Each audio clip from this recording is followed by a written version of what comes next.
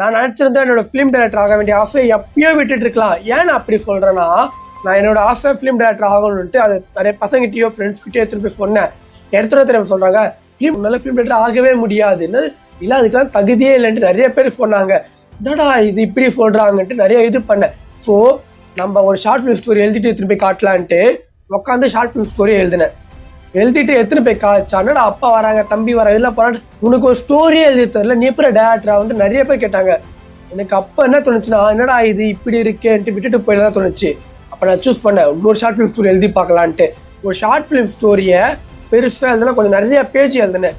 எடுத்துகிட்டு போயிட்டு ஃப்ரெண்ட்ஸ் கிட்ட யாருக்கிட்டே காட்டல, ஸ்ட்ரைட்டாக எடுத்துகிட்டு போயிட்டு சார் கிட்ட காட்டல. சார் சொன்னது, சூப்பராக நல்லா எழுதியிருக்கடா, உனக்கு அந்த ஃபார்மேட் எப்படி கிடைச்சதுடான்ட்டு கேட்டார். என்னடா இது ஷார்ட் ஃபிலிம் ஸ்டோரி ஃபார்மேட் இதுதானான்னு அப்போ சூஸ் பண்ணேன்.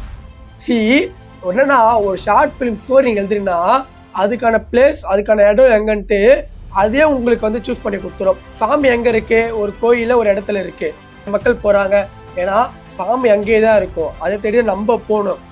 அதேமாரி ஷார்ட் ஃபிலிம் ஸ்டோரிக்கு மதிப்பு எங்கேயோ அதே உங்களை அங்கே கூட்டிகிட்டு போயிடும். புரிஞ்சிச்சா? இவள் தான் சிம்பிள். அந்த உங்களுக்கு உங்களோட ட்ரீம் வந்து யூனிவர்ஸே உங்களுக்கு வந்து கூட்டிகிட்டு போயிடும். நீங்கள் ஃப்ரெண்ட்ஸ் கிட்டயோ ரிலேட்டிவ்ஸ் கிட்டயோ நிறைய பேர் சொல்லலாம், அவங்க எடுத்த உடனே என்ன தெரியுவாங்களே, உன்னால ஆகவே முடியாது. அங்கே வந்து நீங்கள் தப்பாக சூஸ் பண்ணி அங்கே நீங்கள் போகாதீங்க.